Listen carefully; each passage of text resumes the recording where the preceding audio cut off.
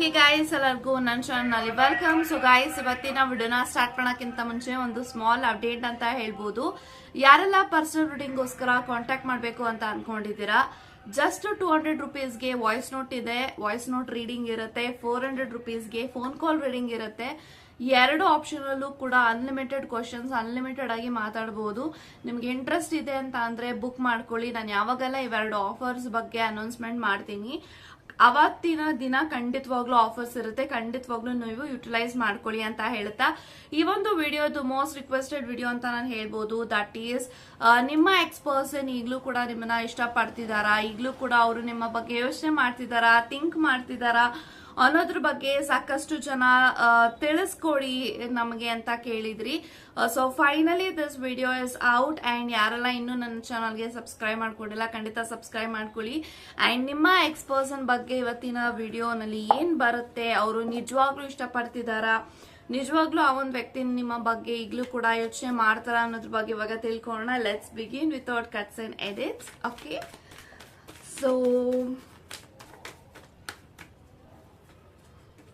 King of cups ಇದೆ, king of wands, oh my God, ಎರಡು king card ಬಂದಿದೆ. Okay, magician ಇದೆ ನೋಡಿ, 7 of wands, 4 of swords, ace of cups and bottom of the card 3 of cups ಇದೆ. So guys, ಯಾರೆಲ್ಲ ಈ ಒಂದು ವಿಡಿಯೋನ ನೋಡ್ತಾ ಇದ್ದೀರಾ, ನಿಮ್ಮ ಮಾಜಿ ಪ್ರೇಮಿ, ನಿಮ್ಮ ಎಕ್ಸ್ ಪಾರ್ಟ್ನರ್ ನಿಮ್ಮನ್ನ ಈಗ್ಲೂ ಕೂಡ ಇಷ್ಟಪಡ್ತಿದಾರಾ, ಪ್ರೀತಿಸ್ತಾ ಇದ್ದಾರಾ, ಈಗ್ಲೂ ಕೂಡ ಅವರು ನಿಮ್ಗೆ ಕೇರ್ ಮಾಡ್ತಿದಾರಾ, ಅವ್ರು ನಿಮ್ ಬಗ್ಗೆ ಯೋಚನೆ ಮಾಡ್ತಿದಾರಾ, ಥಿಂಕ್ ಮಾಡ್ತಿದಾರಾ ಅಂತ ಅಂದ್ರೆ ನೋಡಿ, bottom of the card 3 of cups ಇದೆ. ಸೊ ಖಂಡಿತವಾಗ್ಲೂ ಅವ್ರು ಈಗ್ಲೂ ಕೂಡ ನಿಮ್ಮ ಬಗ್ಗೆ ತುಂಬಾ ವಿಚಾರಣೆ ಮಾಡ್ತಿದ್ದಾರೆ. ಎಲ್ಲೊಂದ್ ಕಡೆ ಅವರು ನಿಮ್ಮನ್ನ ಸ್ಟಾಕ್ ಮಾಡ್ತಿರ್ಬೋದು, ನೀವೇನ್ ಮಾಡ್ತಾ ಇದ್ದೀರಾ, ನೀವೆಲ್ಲ ಹೋಗ್ತಾ ಇದ್ದೀರಾ, ಪ್ರತಿಯೊಂದು ಅಪ್ಡೇಟ್ಸ್ ಕೂಡ ನಿಮ್ಮ ಪರ್ಸನ್ಗೆ ಹೋಗ್ತಾ ಇದೆ.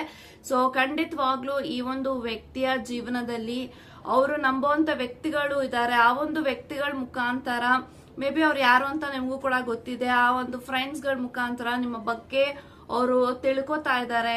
ನೀವು ನಿಮ್ ಲೈಫಲ್ಲಿ ನೀವು ಹೆಂಗಿದ್ದೀರಾ, ನಿಮ್ ಜೀವನ ಹೆಂಗ್ ನಡೀತಾ ಇದೆ, ಯಾವ ತರ ಇದೆ, ಪ್ರತಿಯೊಂದನ್ನು ಕೂಡ ಅವರು ತಿಳ್ಕೊತಾ ಇದ್ದಾರೆ.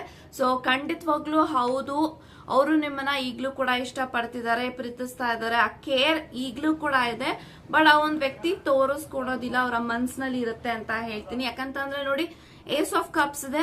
ಸೊ ಏಸ್ ಆಫ್ ಕಪ್ಸ್ ಇರೋದ್ರಿಂದ ಐ ಡೆಫಿನೆಟ್ಲಿ ಫೀಲ್ ಈ ಒಂದು ವ್ಯಕ್ತಿ ತುಂಬಾನೇ ಆನೆಸ್ಟಿ ಆಗಿದ್ದಾರೆ. ಅವರ ಒಂದು ಫೀಲಿಂಗ್ಸ್ ಅಲ್ಲಿ, ಅವರ ಒಂದು ಹೃದಯದಲ್ಲಿ, ಅವರ ಮನಸ್ಸಿನಲ್ಲಿ ನಿಮ್ಮ ಬಗ್ಗೆ ಈಗಲೂ ಕೂಡ ಆನೆಸ್ಟಿಯಿಂದ ಇದ್ದಾರೆ. ಸೊ ಇಷ್ಟು ದಿನಗಳ ಕಾಲ ಆ ಒಂದು ಪ್ರೀತಿ ಯಾಕೆ ಮರೆಮಾಚಿದೆ, ಇನ್ನು ಅವ್ರು ಯಾಕೆ ನಿಮ್ಮನ್ನ ಕಾಂಟ್ಯಾಕ್ಟ್ ಮಾಡಿಲ್ಲ, ಇಷ್ಟೆಲ್ಲ ಫೀಲಿಂಗ್ಸ್ ಇದ್ರು ಕೂಡ ಅಂತ ಅಂದ್ರೆ 9 ಆಫ್ ಸೋರ್ಸ್ ಇದೆ ನೋಡಿ. ಅವರು ನಿಮ್ಮನ್ನ ಬಿಡುವಾಗ ಏನೆಲ್ಲ ನಿಮಗೆ ನೋವು ಕೊಟ್ಟಿದ್ದಾರೆ, ಪೇನ್ ಮಾಡಿದ್ದಾರೆ. ಸೊ ಅದೆಲ್ಲದರಲ್ಲೂ ಈ ಒಂದು ವ್ಯಕ್ತಿ ಈಗಲೂ ಕೂಡ ಅವ್ರು ಅದ್ರ ಬಗ್ಗೆ ಎಲ್ಲ ಯೋಚನೆ ಮಾಡಿದಾಗ ತುಂಬಾನೇ ಡಿಪ್ರೆಷನ್ಗೆ ಹೋಗ್ತಾರೆ, ತುಂಬಾನೇ ಲೋನ್ಲಿನೆಸ್ ಅವ್ರಿಗೆ ಕಾಡುತ್ತೆ. ಅಂಡ್ ಅವ್ರ ತಪ್ಪು ಅವ್ರಿಗೆ ಅರಿವಾಗಿದೆ. ಅಂಡ್ ಎಲ್ಲಾನು ಅರ್ಥ ಆಗ ಏನಾಗುತ್ತೆ ಅಂದ್ರೆ ಅವರ ಮನ್ಸಿನಲ್ಲಿ ಈಗ್ಲೂ ಕೂಡ ಆ ನೋವು ಇದ್ದೇ ಇದೆ. ಸೊ ಈ ಒಂದ್ ವ್ಯಕ್ತಿ ಏನು ಮಾಡಿಲ್ಲ, ಅವ್ರು ಯಾಕೆ ಈ ತರ ಪೇನ್ ನನ್ನಿಂದ ಅನುಭವಿಸಿದ್ರು, ಸೊ ಅವ್ರ ಲೈಫಲ್ಲಿ ಹೋದ್ರೆ ಮತ್ತೆ ಅದೇ ರೀತಿ ಪೇನ್ ಅವ್ರು ಅನುಭವಿಸ್ತಾರೆ. ಸೊ ಹಾಗಾಗಿ ಆ ಒಂದ್ ವ್ಯಕ್ತಿ ನಿಮ್ಮನ್ನ ಕಾಂಟ್ಯಾಕ್ಟ್ ಮಾಡ್ತಾ ಇಲ್ಲ ಬಿಟ್ರೆ, ಸೊ ಖಂಡಿತವಾಗ್ಲೂ ಈ ಒಂದ್ ವ್ಯಕ್ತಿಗೆ ರಿಗ್ರೆಟ್ ಕಾಡ್ತಾ ಇದೆ.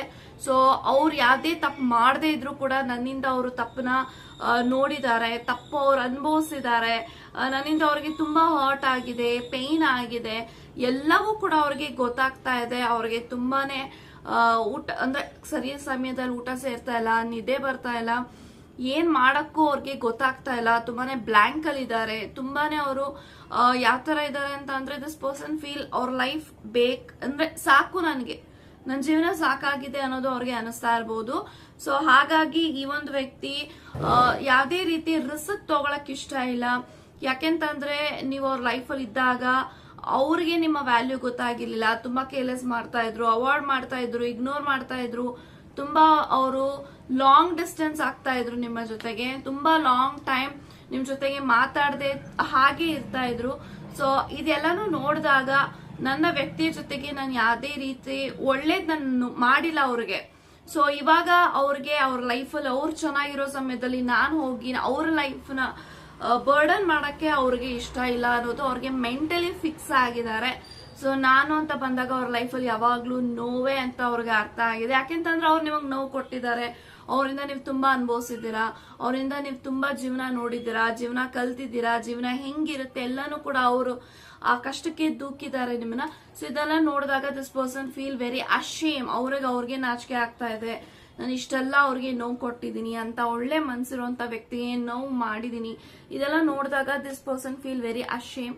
ತುಂಬಾ ನಾಚಿಕೆ ಆಗ್ತಿದೆ, ಶೈನೆಸ್ ಆಗ್ತಿದೆ, ಹಾಗಾಗಿ ಅವರು ನಿಮ್ಮನ್ನ ಕಾಂಟ್ಯಾಕ್ಟ್ ಮಾಡ್ತಾ ಇಲ್ಲ ಅಂತ ಹೇಳ್ಬೋದು. ಅಂಡ್ 8 ಆಫ್ ವಾಂಡ್ಸ್ ಇದೆ. ಅವರು ಖಂಡಿತವಾಗ್ಲೂ ನೋಡಿ ನಿಮ್ಮ ಜೊತೆಗೆ ಅವರು ಕಾಂಟ್ಯಾಕ್ಟ್ ಮಾಡಕ್ಕಿಂತ ಮುಂಚೆ ಹಲವಾರು ಸಾರಿ ಯೋಚನೆ ಮಾಡಿದ್ದಾರೆ.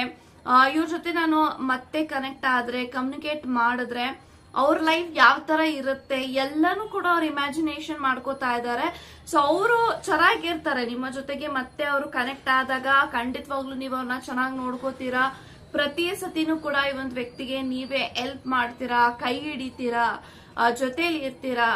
ಆಸ್ ಅ ವೆಲ್ ವಿಷರ್ ಆಗಿನೂ ಕೂಡ ನೀವು ಅವ್ರ ಲೈಫ್ ತುಂಬಾ ಸಪೋರ್ಟ್ ಮಾಡ್ತೀರಾ ಅನ್ನೋದು ಅವ್ರಿಗೆ ಗೊತ್ತಿದೆ. ಬಟ್ ಅದನ್ನೆಲ್ಲ ಮಾಡಿಸ್ಕೊಳಕ್ ಇವ್ರಿಗೆ ಯೋಗ್ಯತೆ ಇಲ್ಲ ಅನ್ನೋದು ಅವ್ರಿಗೆ ಕೂಡ ಅನಿಸ್ತಾ ಇದೆ. ಅವ್ರಿಗೆ ಅವರ ವರ್ತ್ ಅವ್ರಿಗೆ ಗೊತ್ತಾಗ್ತಾ ಇದೆ. ಯಾಕಂತಂದ್ರೆ ಅವರು ನಿಮ್ಮ ಜೊತೆಗಿದ್ದಾಗ ಅವ್ರಿಗೆ ಏನು ಮಾಡಿಲ್ಲ ನಿಮಗೆ, ಸೊ ನೀವೇ ಎಲ್ಲಾನು ಮಾಡಿದೀರ. ಇದನ್ನೆಲ್ಲ ನೋಡಿದಾಗ ದಿಸ್ ಪರ್ಸನ್ ಫೀಲ್ ಎಲ್ಲ ಇವರಿಂದಾನೇ ತಗೊಂಡಿದ್ದೀನಿ ಅಂದ್ಮೇಲೆ ಅವ್ರ ಲೈಫಲ್ಲಿ ಹೋಗಕ್ ನನ್ಗೆ ಏನಿದೆ ಅರ್ಹತೆ ಅನ್ನೋದು ಅವ್ರಿಗೆ ಅರ್ಥ ಆಗಿದೆ. ಸೊ ಮೆಜಿಷಿಯನ್ ಇದೆ. ಸೊ ಡೆಫಿನೆಟ್ಲಿ ಅವರು ನಿಮ್ಮ ಬಗ್ಗೆ ಯೋಚನೆ ಮಾಡಿದಾಗ ದೇವರ ಹತ್ರ ಒಂದು ಪ್ರಾರ್ಥನೆ ಇಡ್ತಾರೆ. ಏನಂತ ಅಂದ್ರೆ ಅವ್ರ ಲೈಫಲ್ಲಿ ಅವ್ರು ಖುಷಿಯಾಗಿರ್ಬೇಕು, ಸಂತೋಷವಾಗಿರ್ಬೇಕು, ಇನ್ನು ಮುಂದೆ ಆದ್ರೂ ಅವ್ರ ಲೈಫ್ ಚೆನ್ನಾಗಿರ್ಲಿ, ಬದಲಾಗ್ಲಿ ಅವರ ಜೀವನ. ಸೊ ನನ್ನ ಜೀವನದಲ್ಲಿ ನನಗೆ ಕಷ್ಟಗಳೇ ಸಾಕಾಗಿದೆ, ಅವ್ರ ಲೈಫ್ ಹಂಗಿರೋದ್ ಬೇಡ ಅಂತ ಹೇಳಿ ಮ್ಯಾನಿಫೆಸ್ಟೇಷನ್ ಮಾಡ್ತಿರ್ಬೋದು, ಪೂಜೆ ಮಾಡ್ತಿರ್ಬೋದು, ಪ್ರೇಯರ್ಸ್ ಮಾಡ್ತಿದ್ದಾರೆ. ಖಂಡಿತವಾಗ್ಲೂ ನೀವ್ ಚೆನ್ನಾಗಿರ್ಲಿ ಅಂತ ಪ್ರಾರ್ಥನೆಗಳನ್ನ ಮಾಡ್ತಿದ್ದಾರೆ. ಸೊ ಇವಾಗ ಪ್ರಾರ್ಥನೆ ಮಾಡಿ ಏನು ಪ್ರಯೋಜನ ಇಲ್ಲ. ಯಾಕಂತಂದ್ರೆ ಯು ಆರ್ ಆಲ್ರೆಡಿ ಹೀಲ್ಡ್. ನಿಮ್ ಲೈಫ್ ಅಲ್ಲಿ ಎಲ್ಲಾನು ಕೂಡ ಜೀವನ ಹೆಂಗಿರುತ್ತೆ ಅನ್ನೋದು ನೀವು ನೋಡಿದೀರಾ ಪ್ರತಿಯೊಂದನು ಕೂಡ ಅಂತ ನಾನು ಹೇಳ್ತಾ ಇದ್ದೆ ಕಾರ್ಡಲ್ಲಿ.